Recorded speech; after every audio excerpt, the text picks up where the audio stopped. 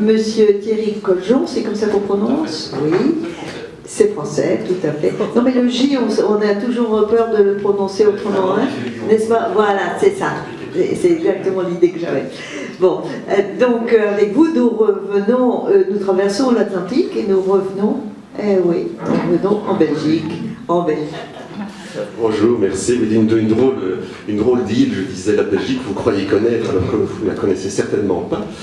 Et encore moins la chanson belge, vous ne pouvez pas la connaître puisqu'elle n'existe pas. Vous connaissez certains chanteurs belges, et encore le terme, je vais vous expliquer que ça c'est pas très simple, puisque qu'est-ce qu'un belge? On parle de métissage, nous on appelle ça des zinneke. Je ne sais pas si vous savez ce que c'est le terme zinneke, c'est du bruxellois. Alors le bruxellois, c'est un patois qui mélange le flamand avec le français. Alors vous connaissez par exemple l'humour belge. Désolé, ça fait des années que vous ne connaissez pas l'humour belge parce qu'il n'existe pas non plus. Ce que vous pensez être l'humour belge, c'est l'humour de Bruxelles en fait, qui n'a rien à voir avec l'accent liégeois, l'humour liégeois. L'accent belge n'existe pas comme je le dis, c'est l'accent liégeois, l'accent de Namur. Il y a l'accent ostendais. Il y a un chanteur, vous connaissez peut-être, qui s'appelle Arnaud. Nous on l'appelle le roi Arnaud parce que c'est le roi du rock. Arnaud a dit: la Belgique n'existe pas, j'en sais quelque chose, j'y habite. Vous allez dire, là, on est dans une terre de surréalisme. C'est vrai que nous sommes très célèbres en tant que surréalistes, de Delvaux à Magritte, et jusqu'à des politiciens d'aujourd'hui, d'ailleurs, très surréalistes. Mais l'idée, c'est que simplement, puisqu'on ne peut pas définir un pays, parce qu'il n'existe pas, parce que la Belgique, ça vous le savez, pas vous faire un cours d'histoire, a été artificiellement créée par les grandes puissances au lendemain de la défaite de le dire, de Napoléon à Waterloo en 1815. 15 ans après, en 1830, on crée un État fantoche. On va chercher en Saxe-Cobourg un roi qui se demandait ce qui lui arrivait. Et on a mis ensemble des gens qui n'avaient strictement rien à voir. Au nord, il y avait des Flamands qui parlaient un patois plus ou moins flamand, qui n'était pas du néerlandais, avec une noblesse et une grande bourgeoisie qui, elle, parlait le français, aussi bien à Gand qu'à Bruges. Et au sud, nous avions des Wallons qui parlaient des Wallons différents. Le Wallon de Charleroi n'est pas le même que le Wallon de Liège, et ils ne se comprennent pas toujours. Et encore aujourd'hui, Arnaud ne chante pas en flamand ni en néerlandais, mais uniquement en anglais ou en français, parce qu'il est ostendais, et que le patois ostendais est totalement incompréhensible par Axel Red, qui elle vient de Hasselt et qui chante également en français, et jamais en néerlandais. C'est bizarre, ces gens qui sont flamands, qui ne chantent pas en flamand.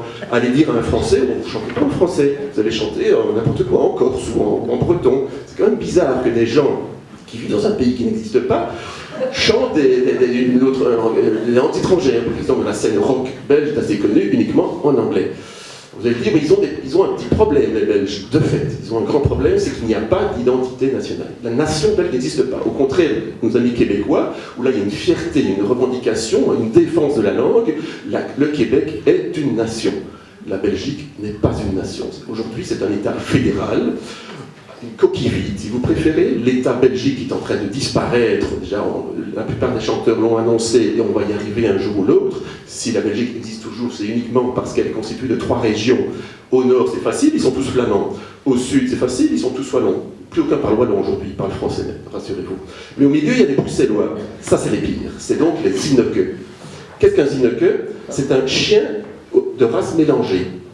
Annie Cordy, qui est belge, même si elle vit en France depuis 1949, et que dans aucune de ses chansons, elle n'a chanté la Belgique. Vous pouvez chercher partout dans ses chansons. Il y a la bonne du curé, elles sont habillées. Il y a les couettes de Tata Yo-Yo. Il y a Frida und Papa. C'était carrément en Bavière. On se demande, je dis, tiens, mais Annie Cordy, mais si vous lui dites, vous n'êtes pas belge, elle va être très fâchée. Elle dit, je suis bruxellois, je suis une zinneke.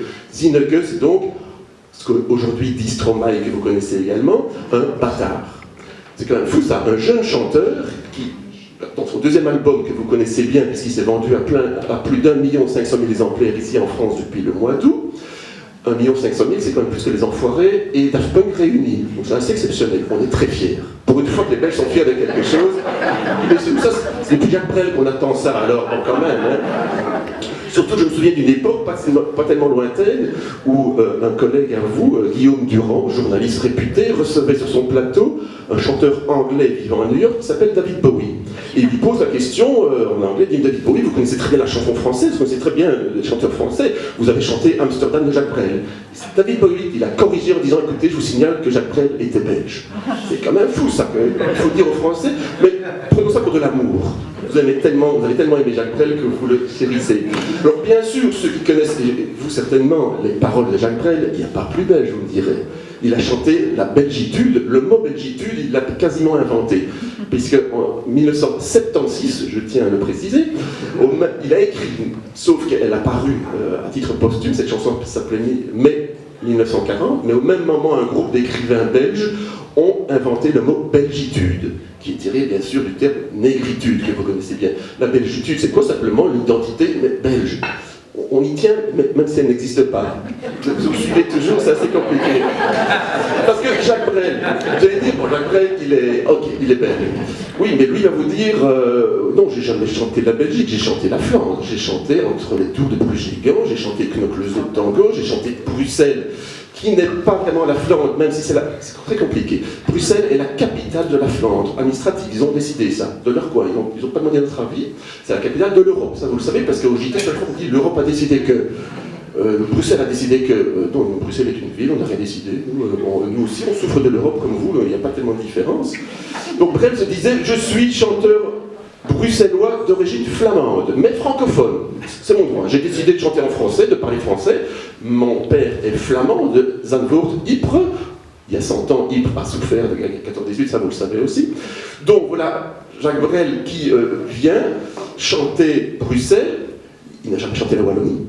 Le plat pays, c'est pas la Belgique le plat pays, si vous êtes là en Wallonie, c'est que des Wallonnais, c'est pas plat, hein, c'est tout sauf plat la Wallonie.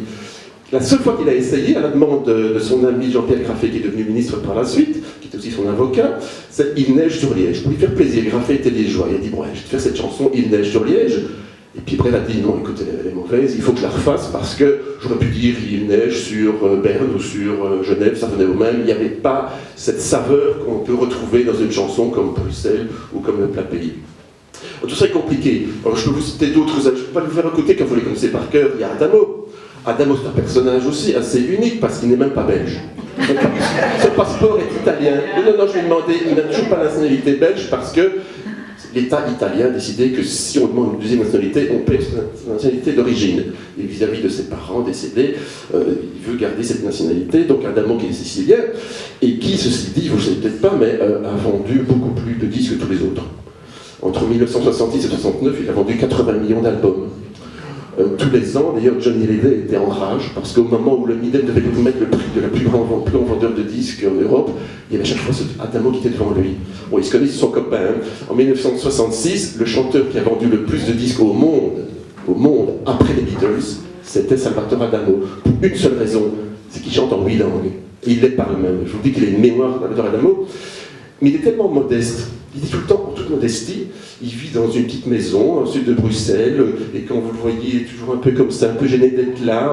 C'est la plus grande star mondiale, Salvatore Adamo. Il vient de fêter ses 70 ans, et c'est assez étrange.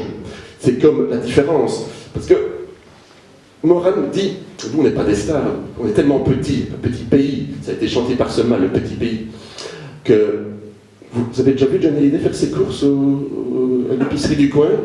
Vous pouvez aller à Scarbeck, à Bruxelles, Morin fait ses courses elle-même. Pourtant, c'est notre chanteuse la plus célèbre, Morin.